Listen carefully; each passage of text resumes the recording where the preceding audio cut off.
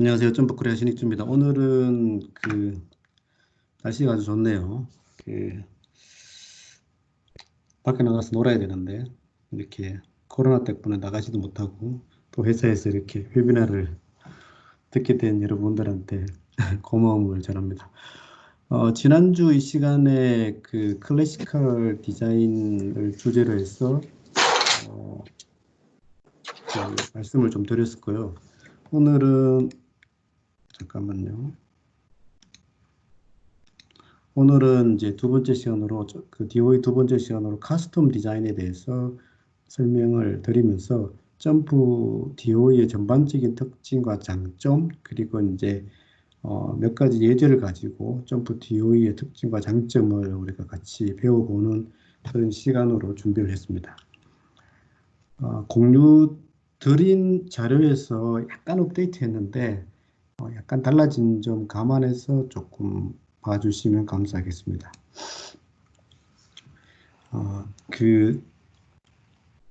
제가 보통 이제 다른 분들한테 점프 DOE의 특징과 장점에 대해서 얘기할 때 쓰는 내용인데요. 크게 이제 제가 점프 DOE의 특징과 장점을 5가지로 보통 얘기를 합니다. 어,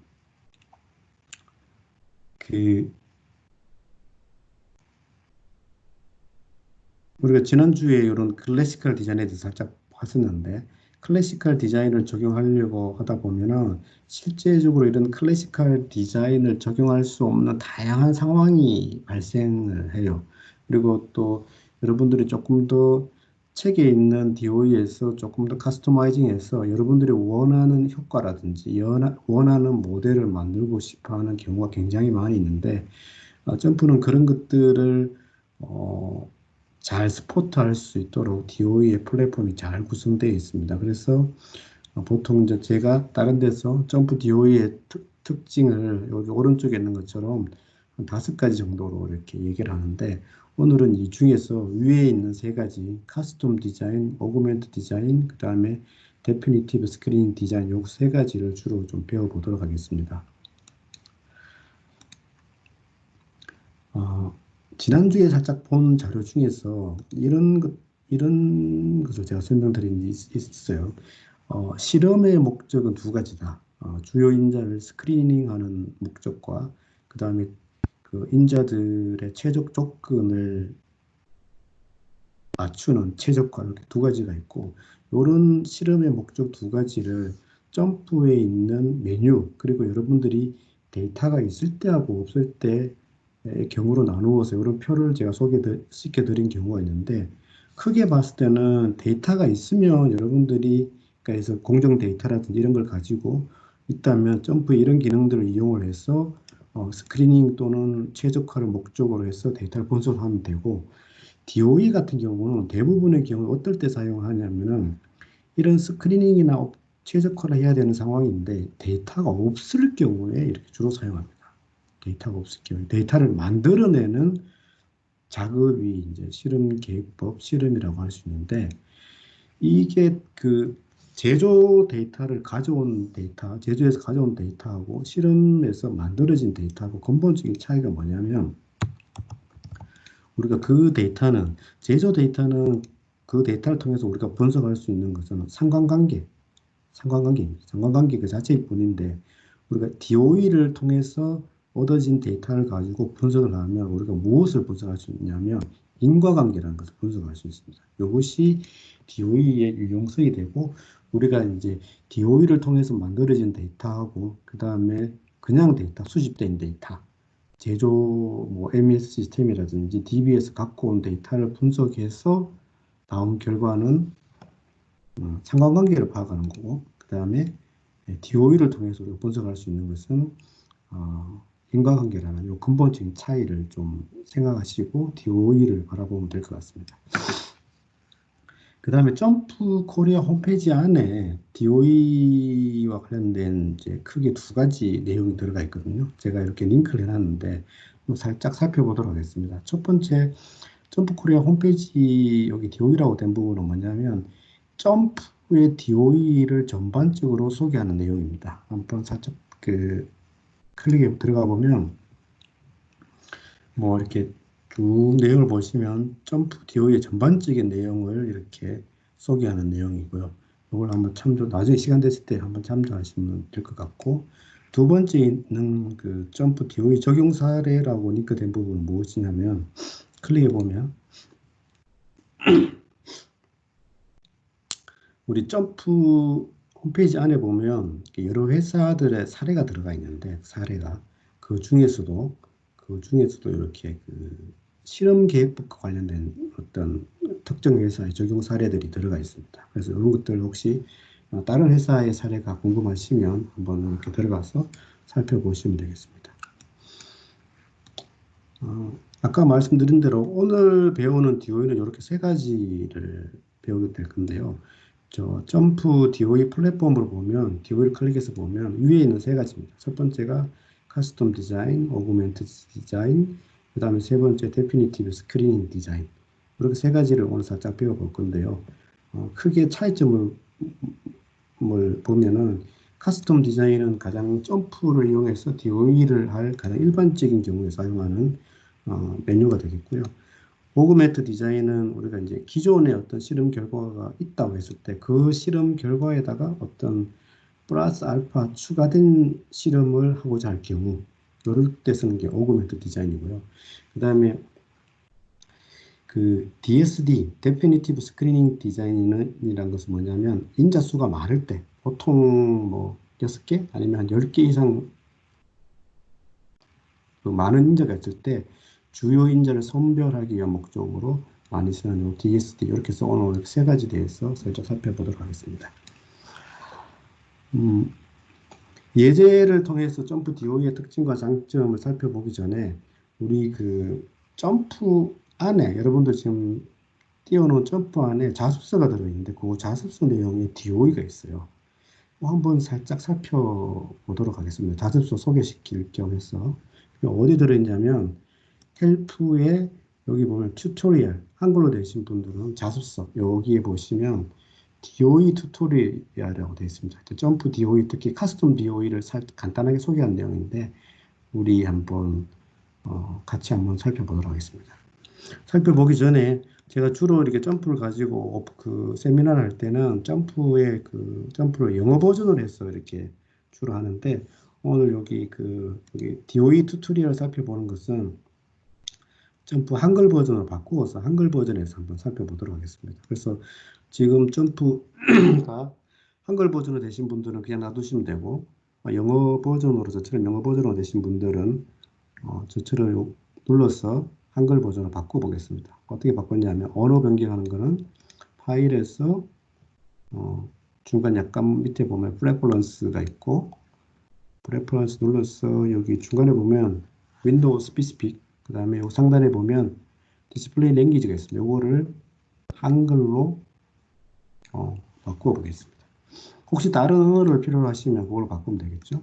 그걸 바꾸고 OK 눌러서 이렇게 하면 전체적인 플랫폼이 한글로 이렇게 바뀝니다. 그 중에서 우리 여기 그 도움말 헬프에 있는 DOE 자습서를 한번 들어가 보겠습니다. 도움말을 클릭을 해서 중간에 보면 자습서가 있고 자습서에 밑에서 두 번째 보면 DOE 자습서라고 있습니다. 한번 클릭해 보겠습니다.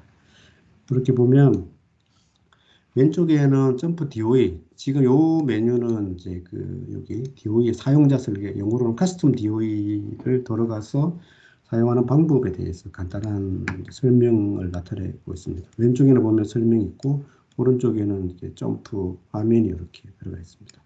그래서 오늘은 시간 관계상 제가 이 부분은 좀 빨리 설명을 하도록 하겠습니다. 일단 여기 사용자 설계에 들어가면 반응치 Y하고 팩타를 설계하는 입력할 수 있는 이렇게 화면이 있죠.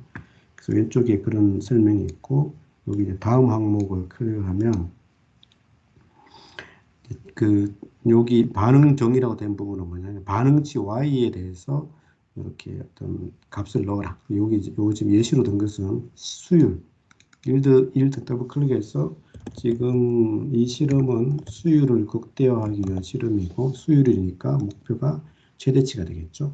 만약에 디펙트 같은 경우는 최소치, 그다음 특정한 값을 가지고 있는 경우는 목표값 일치 뭐 이런 걸 선택하면 될 것 같고 이렇게 해서 이제 그 반응치 Y에 대해서 정의를 하고 난 다음에 그 다음에 이제 팩터를 입력해야 되겠죠. 요 실험에서는 지금 두 개의 팩터가 있습니다. 다이 포지션이라는 팩터, 그리고 실험값은 120, 140, 그리고 두 번째 팩터는 총매가 10, 20 이렇게 두 가지 그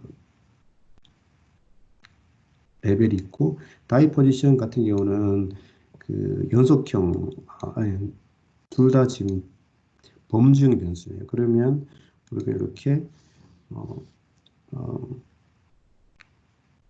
아, 제가 헷갈렸네요. 다이 포지션은 연속형 변수고, 그 다음에 촉매 캐탈리스트는 이제 어,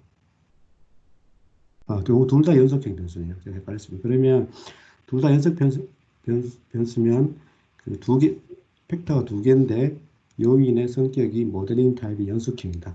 이렇게 치면 되고, 그 다음에 팩터의 이름을 넣어야 되겠죠. 하나는 다이 포지션이고, 그 다음에 여기 설명에 의하면 값은 실험 수준은 120과 140이고, 그 다음에 그 캐탈리스트 같은 경우는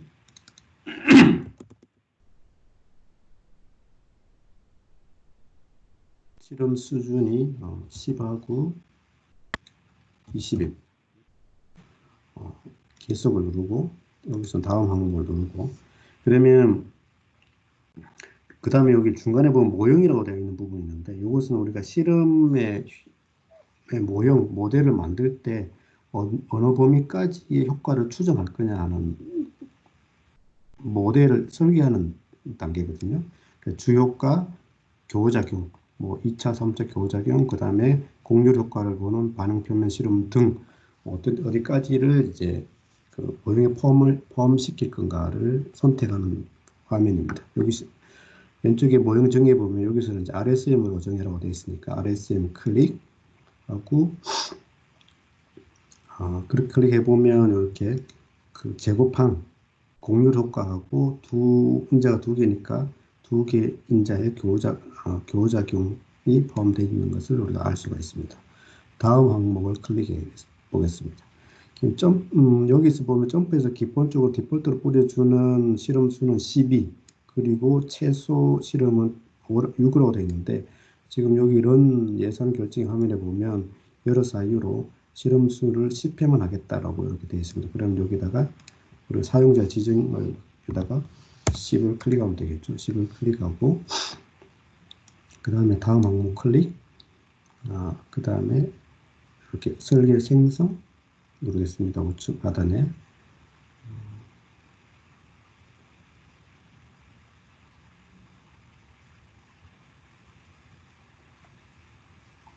그러면 이렇게 일종의 여기 실험 테이블이 이렇게 보여지고요. 보여지고, 그다음 왼쪽에서 다시 다음 항목을 누르고, 이렇게 실제로 이렇게 실험 회수 지금 약간 뭐가 잘못된 것 같죠? 아까 여기가 제가 예, 몇 번?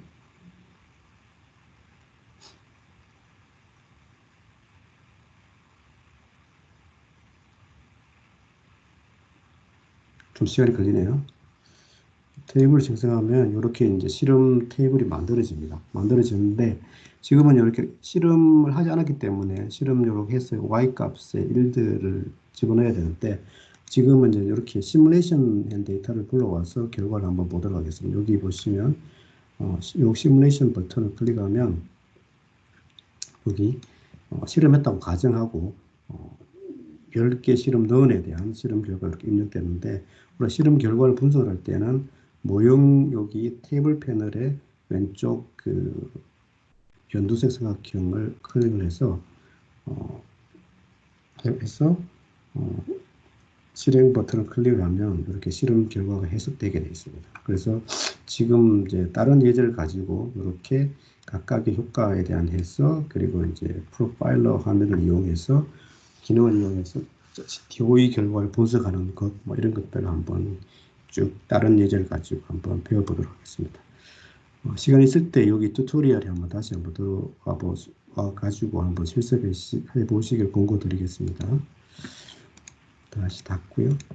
그 다음에 제가 설명을 좀 편리하게 하기 위해서 여기 점프 화면을 다시 영어 버전으로 바꾸겠습니다.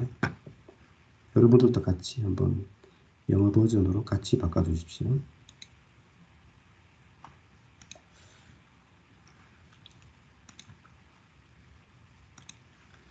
제가 그 점프 DOE의 특징과 장점을 설명드리기 위해서 이렇게 보시면 한 10개 정도의 그 예제 샘플을 준비했었는데, 제가 이렇게 샘플을 준비하고 시간을 대충 카운트해 보니까 오늘 정해진 1시간 20분 동안에 10개를 다 설명드리기가 좀 여의치 않을 것 같아서 제가 우선 몇 개 좀 골라봤습니다. 그래서 이렇게 빨간 색깔로 적혀 있는 부분부터 먼저 설명을 드리고, 나머지 시간이 되면 나머지 것들을 좀 설명을 드리도록 하겠습니다. 첫 번째, 이제 커스텀 디자인의 기본적인 형태에 대해서 한번 배워보도록 하겠습니다. 우리가 가정을 하기를 반응치는 두 개가 있습니다. 마일리지라는 반응치가 있고, 이 마일리지라는 반응치는 맥시마이즈, 크면 클수록 좀 데이터이고, 그 다음에 프라이스라는 그 최소화시켜야 될 반응치, 두 번째 반응치가 있고, 그 다음에 팩타가 브랜드나 옥탄이라는 두 개의 반응치가 있다고 가정을 하고, 이런 상황에 대한 실험 디자인을 어떻게 하는가를 같이 한번 해보도록 하겠습니다. DOE의 커스텀 디자인에 들어가서 왼쪽에 보이는 것처럼 반응치가 두 개입니다. 먼저 첫 번째 반응치인 마일리지에 대해서 보면은 우리가 이제 이렇게 되겠죠. 입력을 같이 한번 해보도록 하겠습니다. 마일리지가 특성은 맥시마이즈 특징이죠. 그 다음에 우리가 어떤 보고자 하는 그 실험의 그 결과의 범위, 일종의 범위 리미트가 25에서 30이고, importance는 2 이렇게 되어 있습니다. 그 다음에 두 번째 그 반응치 프라이스인데, 그 미니마이즈, 최소화시켜야 되는, 디펙트처럼 최소화시키는 데 목적이 있는 반응치입니다. 그러면 위에 add response 클릭, 미니마이즈 선택해서 값을 프라이스로 넣고, 요거는 뭐 이렇게 리미트 범위가 없고요. 그 다음에 임포턴스가 만약 1이라고 하면, 여기 어떤 분들이 여기 임포턴스 때문에 헷갈리시는 분들이 있는데, 그 임포턴스는 두 개 이상의 반응치가 있을 때 서로 그 웨이트, 가중치를 설정하는 게 됩니다. 그 만족도 함수라는 나중에 배우시는 최적 조건을 찾는 어떤 기능이 있는데, 반응치가 두 개 이상일 경우에 그것에 대한 가중치를 이렇게 표시하는 겁니다. 그래서 지금처럼 이게 마일리지가 프라이스에 대해서 2배 정도 중요하게 보겠다 하면 이게 2, 1 이렇게 입력하셔도 되고, 뭐 20, 10 이렇게 넣어도 전혀 상관이 없습니다. 그냥 그 2배가 나게끔만 표시하면 됩니다. 그 다음 팩타를 설계해 보겠습니다. 첫 번째 팩타인 브랜드는 범주형 변수고 A, B, C 세 가지 레벨을 가지고 있습니다. 그러면 여기 하나 팩터가 있는데 범주형 3레벨이죠. 그죠? 그러면 add 팩터에서 카테고리칼 3레벨 이렇게 줬고, 그 다음에 여기다 그 팩터 네임이 브랜드, 그 다음에 밸류가 A 뭐 이렇게 B, C 이렇게 있고요. 그 다음에 두 번째 그 변수는 옥탄인데 연속형이고 87, 93이라는 2레벨을 가지고 있습니다. 그러면 여기에 팩터 한 개, 그 다음 add 팩터에서 continuous, 그리고 얘는 뭐 이렇게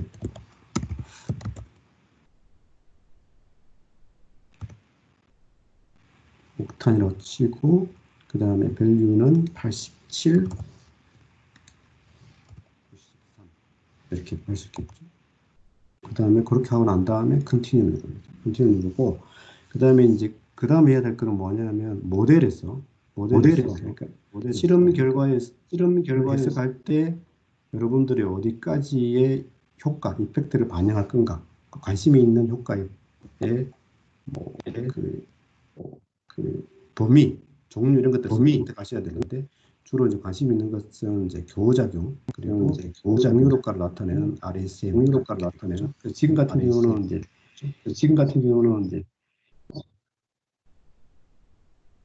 인자가 두 개인데 두 개에 대한 인텍스까지 감안하는 실험을 하고 그 다음에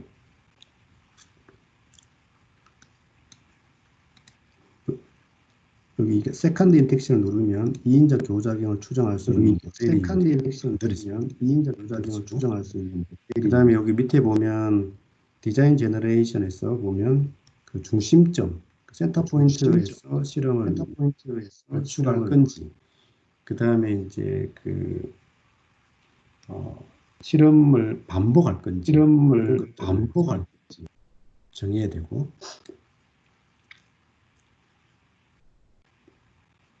뭐 그러고 난 다음에 이렇게 어떤 실험 횟수 그러니까 지금 점프 같은 경우 요 모델에서는 최소 6번 그 다음에 디폴트는 12번 그 다음에 최소 실험수 6번 이상에서 여러분들이 마음대로 어떤 시간과 비용이 허락하는 한에서 실험 횟수를 정할 수 있겠죠. 그렇게 하고 난 다음에 이제 그 메이크 디자인을 클릭을 하면 지금 어떤 분이 마이크를 켜놓으신데 좀 꺼주세요. 이렇게 하고 난 다음에 메이크 테이블을 누르면 우리가 이제 그 실험 팩터를 가지고 만들어진 실험 계획 테이블이 이렇게 만들어지면 요 지금 제가 이렇게 클릭했는 요 실험 DOE 테이블은 우리가 만들어낸 테이블이잖아요. 그래서 보면 여기 왼쪽에 테이블을 보면 모델 뭐 이렇게 DOE 달라고 이런 화면들이 있고 그다음에 여기 왼쪽 칼럼에 보면 우리가 두 개의 팩터와 두 개의 그 반응치에 대한 칼럼이 생성되어 있고 여기 이제 팩터 같은 경우는 우측에 있는 아이콘을 눌러보면 우리가 이제 디자인 설정했는 거, 팩터 세팅했던 이런 것들이 다 포함이 되어 있습니다. 예를 들어서 이제 클릭해 보면 이런 것들이 우리가 그 DOE에 대해서 그 디자인할 때 만들었던 그 명령들이 이렇게 다 포함이 되어 있습니다. 나중에 보시면 될 것 같고요. 이렇게 이제 점프해서 점프해서 DOE 테이블을 만들어내고 이렇게 그 첫 번째 예제하고 동일하게 만들어진 실험 결과를 가지고 한번 해석을 한번 해보도록 하겠습니다. 여기 지금 example 1이라고 1.jmp라고 된 데이터 테이블을 한번 열어보겠습니다.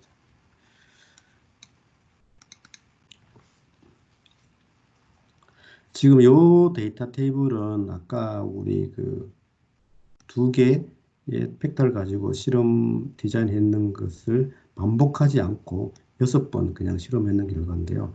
우리가 실험 결과를 분석하실 때는 어떤 순서로 해야 되냐 하면은 첫 번째는 이제 그 점프 15 버전 사용자분들 같은 15 버전부터는 우리가 데이터 테이블에 그 히스토그램이 디폴트로 뿌려주거든요. 여기 보시면 여기 히스토그램 같은 아이콘이 있죠. 얘를 클릭하면 우리가 이제 그 데이터 테이블 히스토그램이 이렇게 열어집니다. 그러면 이런 것들을 하나 클릭해 보면서 예를 들면 우리가 옥탄 93일 때 값들이 어떻게 되는지 87일 때 어떻게 되는지 브랜드 A일 때 실험 결과 어떻게 되는지 B일 때 실험 결과 어떻게 되는지 C일 때 어떻게 되는지 이런 것들을 이렇게 클릭을 해보면서 점프는 이제 그래프의 특정 영역을 클릭을 하면 거기에 해당되는 데이터가 연동해서 움직이니까 이런 것들을 이제 클릭해 보면서 실험에 용어를 하면 실험 수준을 이렇게 변경해 가면서 y 값이 어떻게 변했는지를 한번 살펴보는 버릇을 가지는 게 아주 필요하고 그 다음에 이제 분석하실 때는 여기 이제 DOE 로직을 써서 만든 데이터이기 때문에 여기 그 테이블 패널 첫 번째 있는 여기 모델이라고 된 부분에 왼쪽 삼각형을 클릭을 하면 우리가 이제 여기 처음에 DOE에서 설정했던 Y 그리고 팩터 이런 것들이 이제 포함이 되어 있습니다. 그러면 이렇게 런을 클릭하면 여기 이제 두 변수에 대해서 내가 보고자 했던 효과가 포함된 어떤 실험 결과가 이렇게 뿌려집니다. 예를 들면 지금 같은 경우는 옥탄이라는 변수하고 브랜드라는 변수 두 가지 다 중요하고 상대적으로 옥탄이라는 변수가 조금 더 P-밸류가 작으니까 조금 더 중요한 것으로 나타났고 그 다음에 여기 밑에 이제 하단에 보시면 프로파일러 화면에서 그 옥탄이나 브랜드의 변수가 어떻게 팩터의 조건이 변함에 따라서 반응치 와인 마일리지하고 플러스 프라이스가 어떻게 변하는지를 우리가 이제 추정을 해볼 수가 있습니다. 추정을 해볼 수 있습니다. 이런 것들을 이용해서 DOE 결과를 분석하는 게 일반적인 점프 사용자들의 분석 패턴이 되겠습니다. 다른 예제를 가지고 조금 다르게 한번 보겠습니다. 점프 DOE를 쓸 경우에 여러 가지 장점 중에서 또 아주 중요한 장점은 중요하지 않는 효과를 여러분들이 임의대로 제외를 할 수 있는 장점이 있어요. 예를 들어서 우리가 지금 연속형 5인자 2수준에 대해서 실험을 한다. 그것도 공률 효과를 보기 위해서 RSM으로 실험을 한다 라고 가정했을 경우에 우리가 클래시컬 디자인의 RSM과 어떻게 다른지를 한번 비교해 보겠습니다.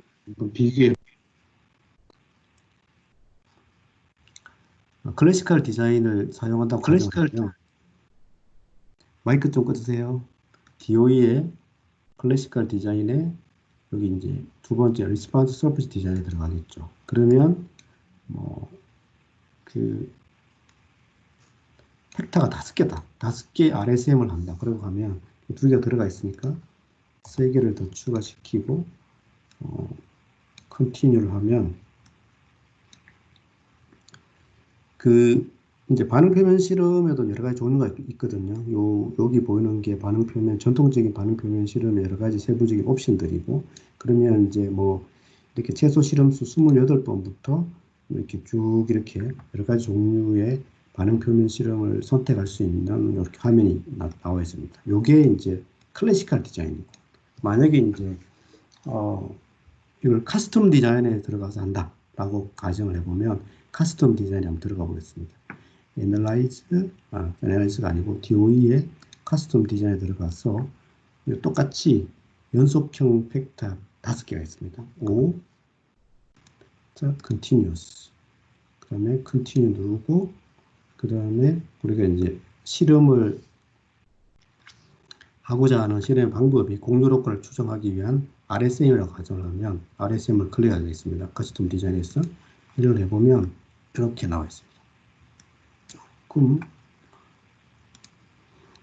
이 차이가 뭐냐면 오른쪽에 있는 클래시컬 디자인의 반응 표면 실험은 원래 책에 있는 그 반응 표면 실험의 세부적인 종류 중에 하나를 무조건 선택을 해야 되고, 그 다음 실험 횟수도 28회 이상으로 이렇게 우리가 무조건 선택을 해야 됩니다. 그런데 카스텀 디자인으로 하게 되면 어떤 장점이 있냐면 기본적으로 요구되는 최소의 실험 횟수도 더 작습니다. 21번이죠.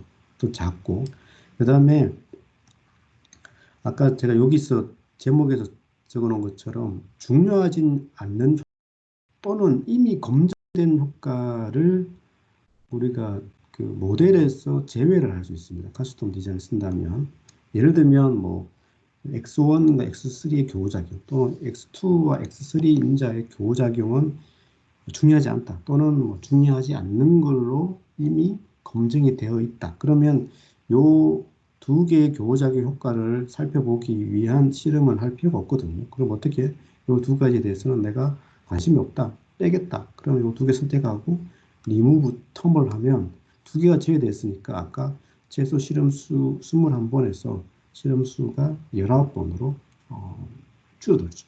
그래서 카스텀 디자인의 특징은 여기 뒤에 있는 클래시컬 디자인하고 다르게 중요하지 않는 효과, 이미 검증된 효과, 달리 얘기하면 내가 이번 DOE에서 포함시키고 싶지 않는 이펙트, 특정한 교작용, 특정한 이렇게 인자의 공률 효과 이런 것들을 뺄 수 있고 그 뺀 만큼 실험 횟수를 줄일 수가 있는 장점이 있습니다. 그래서 그런 장점이 있기 때문에 우리가 최적화를 목적으로 한 반응 표면 실험을 하더라도 DOE 융통성 측면에서 많은 차이가 있기 때문에 우리가 이렇게 클래시컬, 지금 여기 보이는 클래시컬 디자인의 RSM보다는 커스텀 디자인에 들어가서 RSM으로 DOE를 설계하는 게 훨씬 더 여러분들한테 보다 많은 융통성을 줄 수가 있습니다. 그래서 그런 커스텀 디자인은 그런 장점이 있고요. 여기 두 번째 장점이 있습니다. 그런 장점이 있고요. 그 다음에 또 여기 조금 복잡한 예인데 어떤 게 있냐면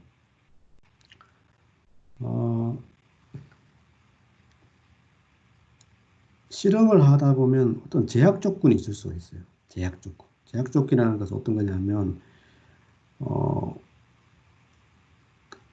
어떤 벡터는 뭐 어떤 값이 실험 값이 뭐 얼마 이상이 돼야 된다. 또는 얼마 이하이 돼야 된다. 또는 두 개 이상의 벡터의 조합된 조건에서 뭐 A 인자가 뭐 50 이하일 때는 B 인자는 뭐 30 이상이 돼야 된다. 무조건. 뭐 이런 식의 제약 조건이 있을 수가 있고, 그 다음에 그 최적화를 목적으로 하는 우리가 목적으로 위해서 반응 표면 실험을 많이 쓰는데, 반응 표면 실험의 단점은 뭐냐면 반응 표면 실험은 실험의 벡터가 모두 연속형인 경우에만 쓸 수 있어요. 전통적인 클래시컬 디자인에서는. 근데 커스텀 디자인에서는 한 개 이상의 벡터가 범주형 변수를 하더라도, 뭐 예를 들어서 소재의 종류 ABC 뭐 이런 것처럼 범주형 변수를 하더라도 반응 표면 실험을 할 수가 있거든요.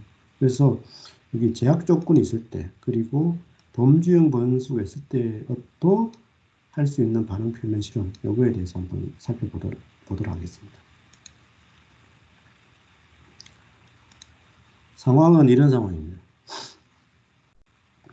벡터가 이렇게 세 개가 있습니다. 두 개는 시간과 온도라는 컨티뉴스 벡터는 이렇게 500, 560, 350, 750은 두 레벨을 가지고 있고요. 그 다음 촉매라는 범주형 변수는 ABC 이렇게 세 개 레벨을 가진 범주형 변수. 또 하나 이제 복잡한 상황은 그 촉매가 A일 때는 상관이 없는데 촉매가 B일 때는 또는 C일 때는 이렇게 지금 빨간색으로 색칠해진 부분, 예를 들어 촉매가 B일 때인 경우는 온도가 350에서 400 사이에서는 실험하면 안 된다. 또는 실험 영역에서 제외하겠다. 이런 뜻입니다. 그럼 이런 빨간색 영역에 해당되는 제약 조건을 실험 디자인에서 어떻게 제외할 거냐, 뭐 이런 것들이 이제 문제가 될 수가 있거든요. 그래서 그런 것들을 어떻게 하느냐, 이런 두 가지 반영을 해서 한번 우리가 커스텀 디자인에 들어가서 실험 디자인을 한번 해보겠습니다. DOE의 커스텀 디자인에 들어가서 Y는 뭐 그냥 임의로 일단 하나 놔두겠습니다. 그냥 놔두겠습니다. 놔두고, 일단 여기 보시면 벡터에 대해서 한번 디자인을 해보겠는데, 연속형 벡터 두 개가 있습니다. 그러면 벡터 두 개 연속형. 두 개의 이름은 하나는 타임이고 하나는 온도입니다. 각각의 실험 수준은 500과 350, 750입니다. 그리고 촉매라는 3레벨의 범주형 변수가 하나 있죠. 그래서 벡터 한 개, 그 다음에 애드 벡터 클릭해서 카테고리컬 3레벨, 여기서 이렇게 리스트 범주형 촉매의 이름은 A, B, C 이렇게 되어 있습니다. 컨티뉴하고, 그 다음에 여기서 이제 요 두 가지를 더 이제 명령을 심어줘야 되는데, 하나는 뭐냐면 이걸 반응 표면 실험을 하겠다는 거다고, 그 다음에 이렇게 빨간색 색칠해진 부분은 실험 영역에서 빼겠다, 뭐 이런 것을 한번 넣어야 되거든요. 그러면 여기는 빨간색 영역에 대한 제약 조건 설정하는 것부터 먼저 한번 해보도록 하겠습니다. 여기 벡터 밑에 보면 define vector constraint라고 돼 있고, 그 다음에 제약 조건 설정하는 거는 크게 봐서 이렇게 두 가지가 있거든요. 이 옵션이 있거든요. 리니어 컨스트레인트는 하나의 변수 벡터에 대해서 제약 조건을 설정하는 거고, 그 밑에 있는 두 개는 이제 두 개 이상의 변수에 조합된 조건에서 제약 조건을 설정하는 겁니다. 우리 같은 경우는 지금 이렇게 두 변수에 조합된 조건이니까 여기 세 번째 있는 use disallowed combination filter를 클릭하면 밑에 이렇게 데이터 필터 화면 같은 게 하나 뜨는데 여기 들어가서 제약 조건 한번 설계를 해보겠습니다. 제목이 disallowed거든요. 그러니까 실험하면 안 되는 빨간색 영역에 대한 것을 설정을 해야 됩니다. 어떻게 하냐? 요 첫 번째 거 여기 캐탈리스트 촉매 B에 대해서 촉매 B에 대해서 먼저 보면 캐탈리스트 선택하고 얘가 B일 때 엔드죠, 그죠? B일 때 그 다음에 그 온도 350, 450을 제외하는 거죠. 그러면 템퍼 선택 클릭 온도 350에서 450 450은 제외 하나 제외하죠. 그럼 요거 B에 대한 것은 설정이 됐고 그 다음 C를 또 해야 되는데 C는 어떻게 되죠? 여기서 엔드를 누르면 안 되죠. 그죠? 여기서 C는 OR이죠. 그죠? OR 누르고 캐탈리스트가 C일 때 그 다음 엔드 온도가 제외시킬 온도의 범위는 650, 750죠. 750. 그죠? 그러면 이렇게 제약 조건이 설정된 거예요. 제약 조건이 설정됐고, 그 다음에 이제 요 실험은 이제 공유 효과를 보기 위해서 RSM을 하는 거니까, RSM을 클릭을 하면 뭐 하나 알람이 뜨는데, 알람의 내용은 뭐냐면, 그 범주형 변수는 우리가 그 공유 효과 추정하기 위한 폴리노미얼, 다항 모델을 만들 수 없다라는 이런 뜻이 되겠죠. 그럼 이걸 OK 클릭하면, OK를 클릭하고 그 결과를 보면, 여기 보면 타임이나 템포 같은 경우는 연속형 변수니까 우리가 공률 효과를 추정할 수 있는 모델, 즉 제곱의 형태로 나와 있죠. 나와 있고 촉매 같은 경우는 범주형 변수니까 우리가 폴리노미얼, 그러니까 다항 제곱 형태로 만들 수 없으니까 여기 캐탈리스트 제곱은 안 나타나고 타임과 템포에 대해서만 제곱이 나타나고 그런 형태가 되죠. 그죠?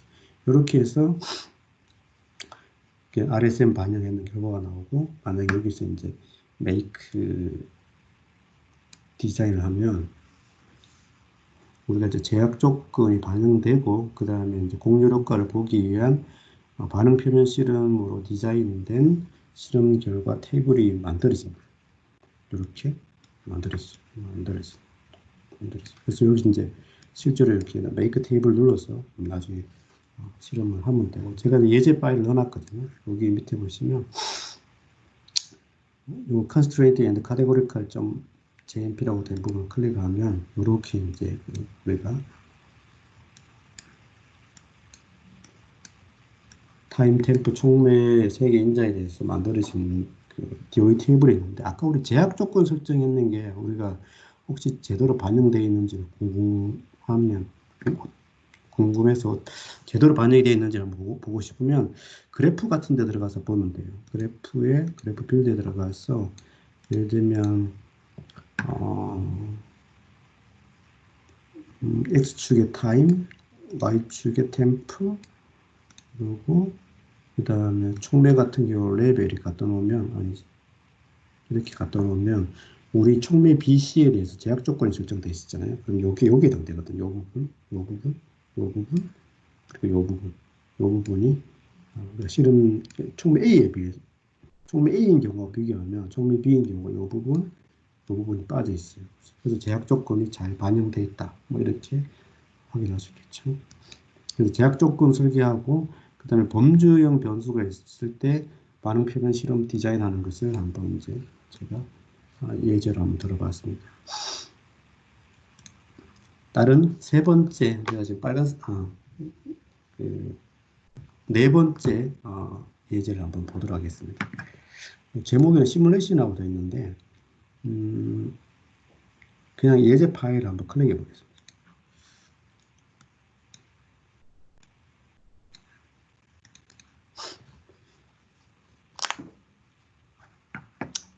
지금 이제 이 실험 같은 경우는 이렇게 x1부터 x6까지 6개의 벡터가 있고, 그 다음에 이렇게 반응치가 세 가지 종류의 반응치가 있습니다.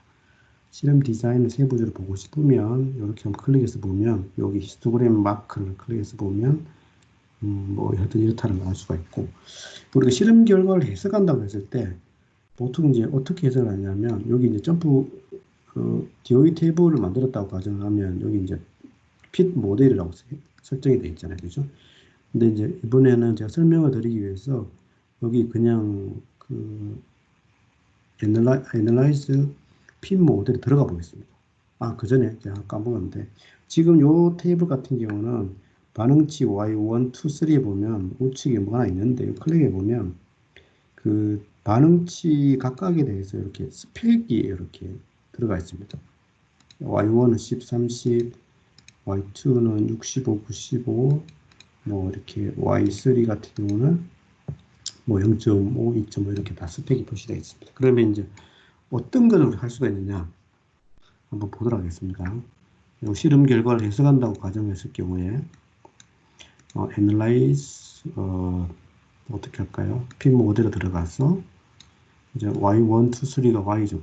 세 개의 Y를 선택을 하고, 그 다음에 좀 간단하게 설명하기 위해서 X1부터 X 6개의 인자에 대해서 우리가 그 2인자 교작용까지의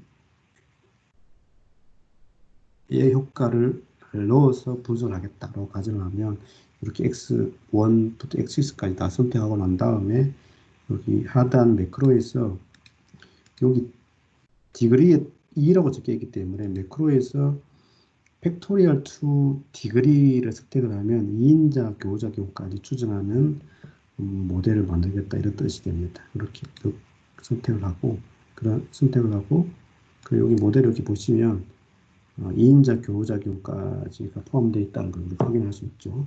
하고, 그 다음에 그 지난 시간에는 여기 핀 모델 간단하게 설명드릴 때 그 스탠다드 리스트 스퀘어 그 최소 제곱법을 이용해서 분석하는 것을 한번 보여드렸는데, 우리가 이제 회계 분석 그 로직을 이용할 때 스탠다드 리스트 스퀘어만큼 우리가 그 스텝와이즈라는 방법도 많이 쓰거든요. 그러면 그냥 한번 스텝와이즈 클릭해서 한번 보도록 하겠습니다. 스텝와이즈 클릭하고 런을 하면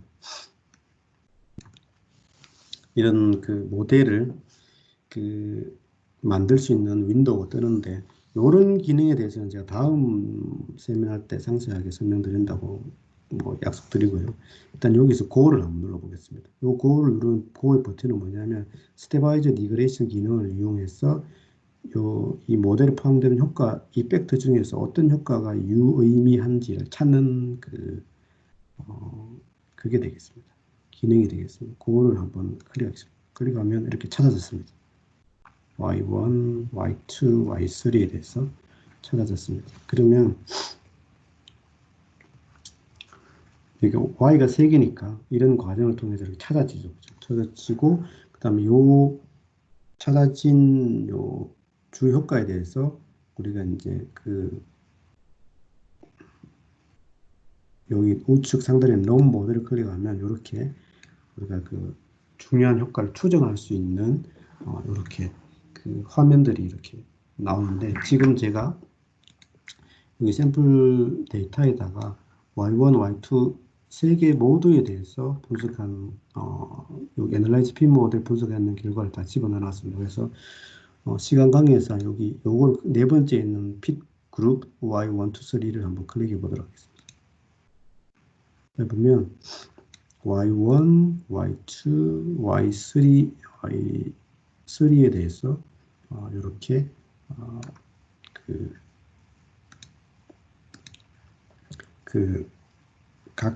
각각의 반응치에 대해서 어떤 팩터야, 어떤 효과가 얼마만큼의 영향도를 가지는지를 우리가 p-밸류로 일반화해서 표시가 되어 있습니다.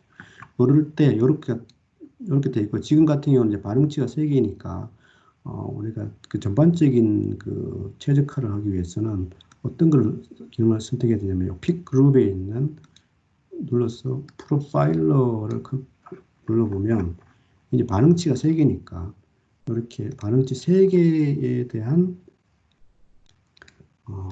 반응치 세개에 대한 프로파일링 할 수 있는 화면이 나오고 있습니다. 그러면 우리가 이제 일반적으로 분석을 할 때 뭐 이렇게 그 X 벡터의 레벨을 이렇게 움직였을 때 Y 값이 어떻게 되는지를 우리가 시뮬레이션을 할 수가 있고, 그 다음에 이제 만족도 함수를 써서 최적 조건을 찾는다고 가정을 하면 여기 프리딕션 프로파일에 들어가서 빨간색 육성함수를 눌러서 여기 첫 번째 있는 Optimize Disability에서 Disability 펑션을 선택을 하고, 그 다음에 다시 여기 Optimize and Disability 들어가서 Maximize Disability, 여기 Maximize Disability가 반응치가 여러 개일 때 우리가 최적 조건을 찾을 수 있는 옵션이 되죠, 그죠? 그래서 이걸 클릭을 하면 지금 이런 상황입니다. 그러니까 무슨 뜻이냐면 X1부터 X5까지 이렇게 빨간색으로 정해지는 이런 값을 가질 때 우리가 Y1, 2, 3 그 반응치 3개가 이렇게 빨간색의 그 최저값을 가진다. 그러니까 그렇게 되겠죠. 그래서 여기 밑에 있는 요 빨간 값들은 최적 조건이 되고 5개의 벡터의 최적 조건이 되고, 여기 있는 여기 Y축에 있는 빨간 값은 반응치 3개에 대한 최저값 뭐 이런 게 되겠죠. 이렇게 되고, 이렇게 해서 이제 우리 스펙이 있을 경우에는 이렇게 이제 조금 더 스펙 라인이 표시가 되니까 좀 분명하게 볼 수가 있고, 여기서 이제 우리가 추가적으로 검토할 수 있는 건 어떤 게 있냐면, 지금 이렇게 X 인자 5개에 대해서 이렇게 빨간색 값으로 어떤 제적 조건을 설정했을 때에 Y 값이 이렇게 된다는 이런 뜻인데, 여기 프리딕션 프로파일러 화면은 우리가 항상 X 인자의 제적 조건은 이런 빨간 값들이 유지될 수가 없거든요. 왜냐? 모든 데이터는 3포를 가지기 때문에, 3포를 가지기 때문에 만약에 X1의 데이터가 3포를 가지면 당연히 Y 값도 더 넓어지겠죠. 그죠? 그래서 우리가 이제 그 X 인자의 평균값과 3포가 변할 때 Y 값이 어떻게 달라지는지를 우리가 시뮬레이션 할 수 있는 기능이 점프 안에 들어가 있어요. 여기에. 우리가 이제 일반적으로는 그런 것들을 MCS, 몬테카를로 시뮬레이션이라고 하는데, 그런 것들을 한번 설명을 한번 드려보겠습니다. 그래서 X인자의 편차를 3포를 반영해서 Y 값을 시뮬레이션 하기 위해서는 여기 프레딕션 프로파일러에서 빨간색 X삼각형 눌러서 여기 세 번째 보면 시뮬레이트라고 있습니다. 시뮬레이트라고 누르면 이렇게 하단에 뭐 이런 이제 X인자 밑에 이런 이제 메뉴가 생성이 되는데, 우리가 그 각각의 인자가 3포를 가진다는 것을 어떻게 반영하냐면, 우리가 각 인자에 대해서 랜덤 함수를 만들어서 평균과 SD가 스탠다드 데비에이션 표준 편차거든요. 이것을 반영합니다. 예를 들어서 이렇게 이제 X1, X2, X3에 대해서 최적 조건을 잡았는데, 우리가 각각이 얼마의 5개 인자가 각각 얼마의 표준 편차를 가진다. 뭐 예를 들어서 얘는 뭐 3 정도를 가지고 얘는 8 정도를 가지고 뭐 예를 들어서 얘는 5 정도의 표준 편차를 가진다면, 또는 가지는 것으로 파악이 됐다면 Y 값은 어느 정도 나올 거냐. 특히 스펙이 있을 경우에는 추정 불량률 같은 것도 우리가 확인할 수 있거든요. 그러면 이렇게 하고 여기 우측 프로파일러 우측 하단에 있는 시뮬레이트 버튼을 누르면 돼요. 버튼 누르면 지금 여기 나와 있는 이 부분이 우리가 그 레이트가 불량률이에요. 그러니까 스펙 오버될 확률이 되겠죠. 이렇게 만약에 이제 여기 뭐 X1의 산포가 조금 더 커졌다. 그럴 때는 어떻게 되느냐. 이렇게 되면 Y1, 2, 3가 불량률이 이 정도 되고 Y1, 2, 3의 평균과 표준 편차는 이 정도 된다. 뭐 이런 걸 확인할 수가 있어요. 그래서 우리가 이제 그 모든 벡터의 조건들은 3포를 가지기 때문에 점프 요 기능을 이용해서 각각의 인자가 평균값이 뭐 얼마고 3포가 어느 정도로 바뀔 때 또는 바꾸고자 할 때 그렇게 값을 입력을 하면 우리가 최종적으로 그 반응치가 어느 정도 결과를 나타낼지, 어느 정도의 퍼포먼스를 나타낼지를 시뮬레이션 할 수가 있어요. 그래서 그렇게 이런 기능을 이용해서 확인할 수가 있고, 지금 이제 이 부분은 여기 레이트는 디펙트 레이트고요. 만약에 이제 ppm 단위로 보고 싶다면 여기서 우측 마우스 클릭 칼럼에서 여기 ppm을 클릭하면 ppm에 대해서도 이렇게 볼 수가 있습니다. 그래서 이런 기능들이 시뮬레이션 기능입니다. 그래서 점프에는 이런 최적 조건에서 각각의 X인자들이 가질 수 있는 평균치 이동과 산포를 반영을 해서 Y 값을 시뮬레이션 할 수 있는 이런 기능이 있다. 이런 것들이 이제 점프의 그 좋은 장점이고, 여러분들이 이제 그 실무에서 특히 개발 단계에서 찾아진 최적 조건이 양산 단계에서 어떻게 될지 같은 어떤 양산성 검증할 때 뭐 이런 기능을 이용하시면 아주 유용하게 도움을 받을 수 있을 거라고 보입니다. 그래서 시뮬레이션에 대해서 간단히 살펴봤고요. 그 다음에 이제 그 기존 실험 결과를 확장할 경우, 확장하는 경우에 대해서 살펴보겠습니다. 기존 실험 결과를 확장하는 경우. 그러니까 지금 이제 예를 들어서 여기 그 리액트 팔런이라는 걸 한번 클릭해 보겠습니다. 그러면 이게 이제 그래서 현재 내가 갖고 있는, 여러분들이 갖고 있는 어떤 기존의 실험 결과라고 가정을 해보겠습니다.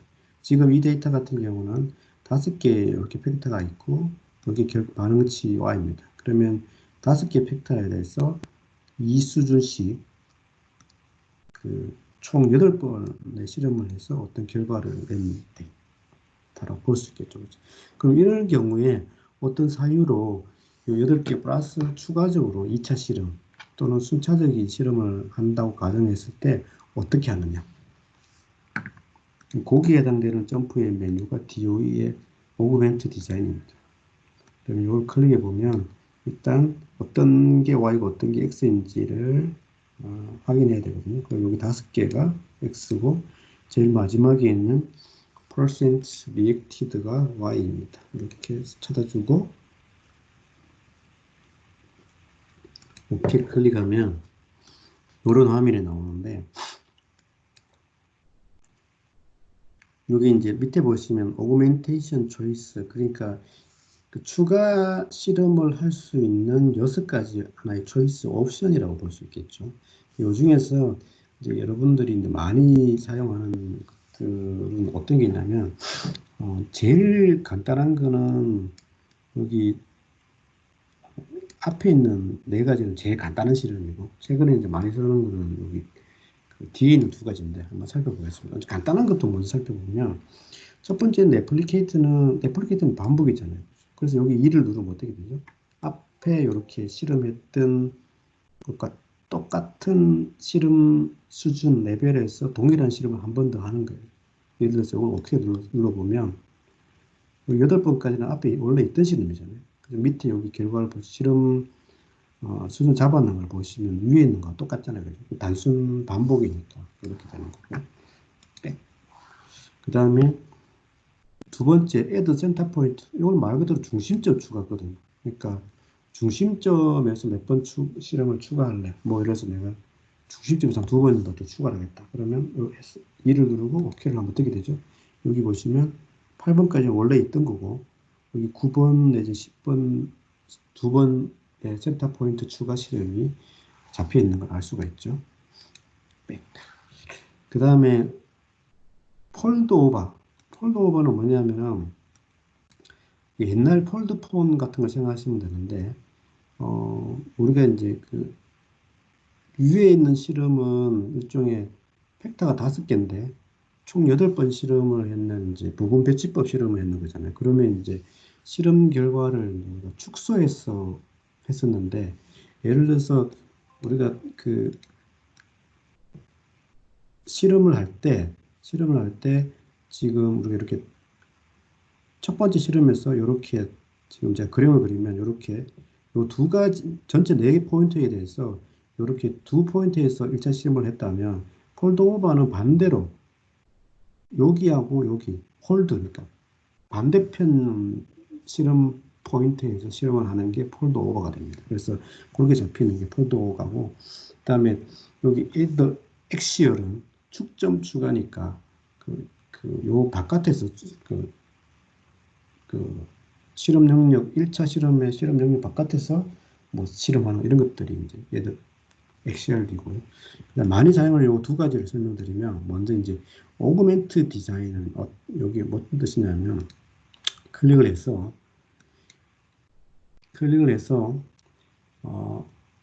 우리가 1차 실험을 했잖아요. 여기서 1차 실험을 했고 8번의 실험 결과가 있어요. 그죠? 있으면 우리가 요 실험 결과를 해석을 해서 우리가 이제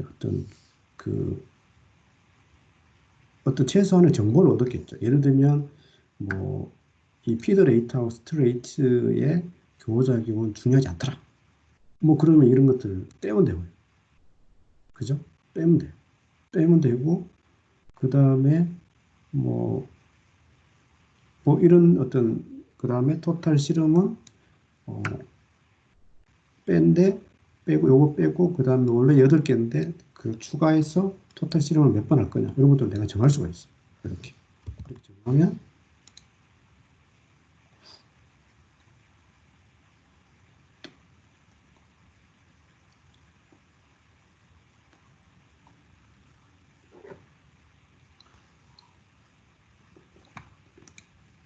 그러면 이렇게 14번, 아까 우리가 특정한 교호작용을 안 보겠다, 그럼 이미 중요하지 않은 걸 검증됐다, 그럼 그걸 빼고, 그 다음에 내가 설정한 추가적으로 6번 더해서 토탈 14번 실험을 가지고 해석하겠다, 뭐 그런 거에 대한 실험 계획 표가 만들어지죠. 이렇게. 그러니까 가장 일반적으로 사용하는 그 오그멘테이션 스타일이 이 오그멘트고요. 그 다음에 이제 최근에 들어서 많이 사용하는 게 여기 스페이스 필링이라는 건데, 요거는 어떤 뜻이냐면은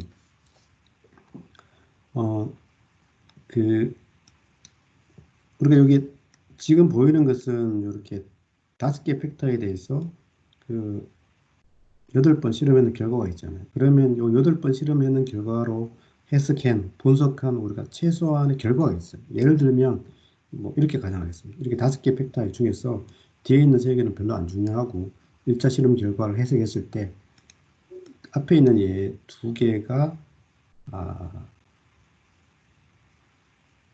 중요한 것으로 나왔고, 그 다음에 앞에 있는 2개가 중요한데 첫 번째 실험에서는 실험 레벨이 10, 15, 1, 2였는데 1차 실험 8번 실험 결과를 분석해 봤을 때 만약에 중요한 또는 관심이 있는 어떤 최적 조건이 여기 피드 레이트 같은 경우는 10하고 뭐 12 사이, 그 다음에 캐탈리스트는 1하고 뭐 예를 들어서 1.2 사이에 어떤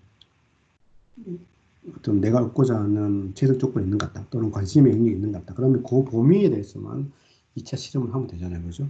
그러면 그런 것들을 어떻게 심어주느냐, 그것은 아까 우리가 그 제약 조건 설정하듯이 하고 똑같습니다. 이제 그 범위에서만 실험을 하라, 이런 뜻이 되잖아요. 그럼 여기에 위에 있는 define factor constraint를 눌러서 지금은 이게 각각 변수가 조합된 조건이 아니고 각 팩터의 특정한 값의 범위 내에서만 정하면 되니까 제약 조건을 여기 지금 같은 경우는 define factor constraint로 이렇게 누르고 add, 그 다음에 우리가 관심 있는 영역이 뭐냐면 feed rate 같은 경우는, 첫 번째 feed rate 같은 경우는 왠지 정답이 10에서 12 사이에 있는 것 같다. 그러면 여기서 이렇게 이상 누르고 12만 누르면 1차 실험 범위 안에서 되는 거기 때문에 이렇게 12 이상으로 해놓으면 이게 이렇게 하면 되죠.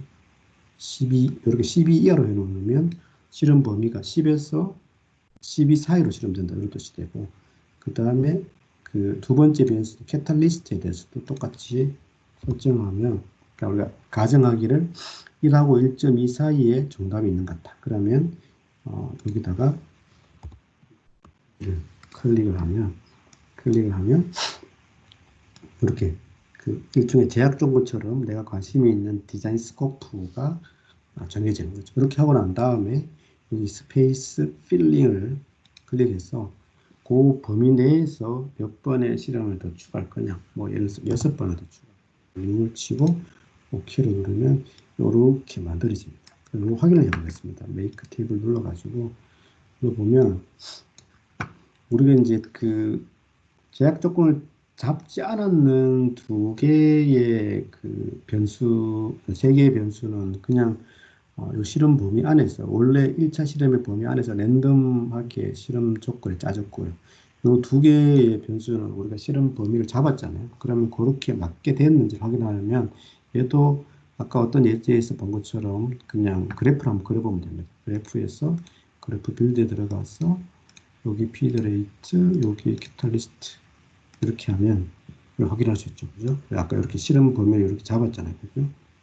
10, 12 사이, 그리고 1.0에서 1.2 사이. 그리고 이 범위 내에서만 우리가 실험 포인트가 2차 실험에 그 포인트가 잡혀 있다는 것을 확인할 수가 있습니다. 이렇게 해서 어, 그 2차 실험을 1차 실험의 결과를 바탕으로 해서 조금 더 좁은 범위로 그러니까 디자인 스페이스를 좁혀가지고 그 2차 실험을 하는 형태가 그 여기 그 오그멘 디자인에서 여기 이제 스페이스 필링 하는 방법입니다. 여기 이제 근래 이제 2차 실험을 할 때 1차 실험의 정보가 있으니까 그걸 바탕으로 하니까 이런 스타일의 실험들이 좀 많이 활용이 됩니다. 한 시간이 조금 지났네요. 거의 예상했던 시간도 되는데 마지막으로 한번 설명드려야 될 게 DSD라는 시스템이 있습니다. 여기 이제 한국말로 번역된 어떤 자료에 보면 뭐 그 데피니티브를 확정적 이렇게 아주 확정적 선별 설계 뭐 이렇게 되어 있는데 이 부분에 대해서 한번 설명드리겠습니다. 지난주에 설명드린 내용 그리고 오늘 아침에 아까 본 자료 중에서 제가 점프 DOE의 특징을 이제 이렇게 5개라고 했었는데 그 중에 이 데피니티브 스크리닝 디자인은 어떤 의미를 가지냐면은 좀 보면 우리가 그 일반적인 스크리닝 디자인은 주요과하고 교호작용 사이 교락이 발생해요. 그러니까 그 스크린을 하기 위해서는 그 2차 이상의 그 고차의 교호작용을 주요과 또는 저차의 교호작용에 합쳐서 우리가 어떤 계산을 하는데 그런 것들을 교락이라 하는데 그렇게 하다 보니까 요 일반적인 스크리닝 실험의 결과로 해석된 주요가는 순수한 주요가가 아니고 어떤 2차 이상의 교호작용이 포함된 효과이기 때문에 이런 경우에는 주요가에 대한 독립된 추정이 좀 어렵죠. 그죠? 어렵고 섞여 있으니까. 그리고 그, 그 일반적인 스크리닝 실험은 곡률효과 추정이 안 돼요. 그죠? 그래서 그 여러분들처럼 어떤 실험을 하시는 분들이 크게 두 가지 니즈가 있었는 거예요. 이런 두 가지 한계에 대한 니즈. 다시 말하면 어, 다른 건 모르더라도 3차 뭐 이상 또는 2차의 교호작용 이상의 모르더라도 주효과만은 좀 다른 효과가 섞이지 않는 깨끗한 순수한 주효과를 추정하고 싶다. 그리고 그 스크리닝 실험이긴 하지만 곡률 효과를 추정할 수 있었으면 좋겠다. 이런 강한 니즈가 그 DOE를 하는 엔지니어들 사이에 굉장히 오래전부터 있었는데 이런 것들을 반영을 해서 만들어진 몇 년 전에 만들어진 실험이 데피니티브 스크리닝 디자인이에요. 그래서 줄여서 이제 저희 보통 DSD, DSD 이렇게 하는데 이 DSD는 만든 분이 저희 점프의 직원이에요. 그래서 그런 것들은 이제 점프 직원으로서 굉장히 영광스럽게 생각하고 그래서 다시 한번 말씀드리면 여기 DSD라는 실험은 전통적인 스크리닝 디자인의 한계 그러니까 주요가하고 교호작용 사이의 교락이 발생해서 순수한 주요가 추정이 어렵다. 그리고 전통적인 그 스크리닝 디자인인 곡률 효과를 추정하기 어렵다. 그래서 이런 것들을 좀 할 수 있도록 해달라. 그렇게 해서 만들어진 게 DSD라는 실험이거든요. 그래서 한번 살펴보도록 하겠습니다. 점프를 이용해서. 만약에 팩타가 연속형 팩타 10개, 이 수준 실험을 해서 10개의 팩타 중에서 어떤 변수가 더 중요한 변수인가를 스크리닝하는 실험을 하고 싶다라고 가정을 했을 때 제가 이제 그 클래시컬 디자인의 경우하고 DSD로 했을 때에 한번 비교를 한번 해보겠습니다. 먼저 클래시컬 디자인으로 한번 들어가 볼게요. 애널라이즈가 아니죠. DOE의 네 번째 클래시컬 디자인의 투 레벨 스크리닝 디자인에 가서 우리가 벡터가 10개 있습니다. 10개. 그 다음에 컨티뉴스, 좀 더 컨티뉴스를 가져가겠습니다. 10개 하고 컨티뉴 누르면 우리가 이렇게 그 스크리닝 옵션을 선택을 하고 컨티뉴 누르면 이렇게 이제 스크리닝을 옵션을 선택할 수 있는 이렇게 화면이 떨어집니다. 그러면 이런 상태에서 우리가 뭔가를 많이 정해야 돼요. 그러니까 그 다음에 교락의 정도에 따라서 우리가 이제 실험을 몇 번 할 수 있는지, 몇 번 하게 되면 어떤 효과가 어떤 효과에 교락되는지, 합쳐지는지 이런 것들을 우리가 이제 쭉 이렇게 판단을 해야 됩니다. 이렇게 되고, 만약에 이걸 이제 DSD로 한다고 하면 DOE의 데피니티브 스크린 디자인에 들어가서 데피니티브 스크린 디자인을 누르고 10개 전부 다 컨티뉴스로 가정하겠습니다. 가정하면 컨티뉴 누르면 이게 만약에 엑스트라 눈이 없다고 가정을 하면 메이크 디자인을 바로 눌러볼게요. 그러고 보면 총 21번의 실험이 짜져집니다. 21번의 실험. 21번의. 그러니까 일반적인 경우는 그 DSD로 실험을 할 경우에는 그러니까 2 곱하기 벡터 수 더하기 1 이게 이제 DSD 실험에서 기본적으로 만들어지는 실험 런수가 됩니다. 예를 들어서 뭐 15개 벡터가 있다면 2 곱하기 15 더하기 1, 31개 이렇게 됐고, 클래시컬 디자인의 경우에는 이제 이렇게 여기서 여러분들 어떤 사전 지식을 좀 교락의 정도라든지 이런 것들에 대한 사전 지식을 가지고 이렇게 그 선택을 해야 되죠. 선택을 해야 되는 게 있고요. 그래서 제가 두 개를 이미 만들어 놔봤거든요.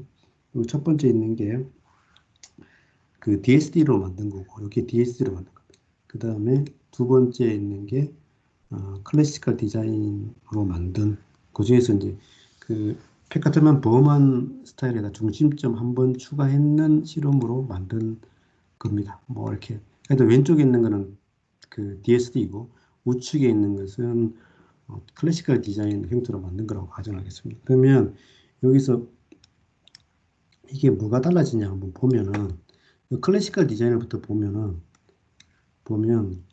여기 이제 히스토그램을 눌러 보시면 10개의 벡터 있고 여기 이제 중심점이잖아요. 중심점을 보면 실험이 모든 10개의 벡터에서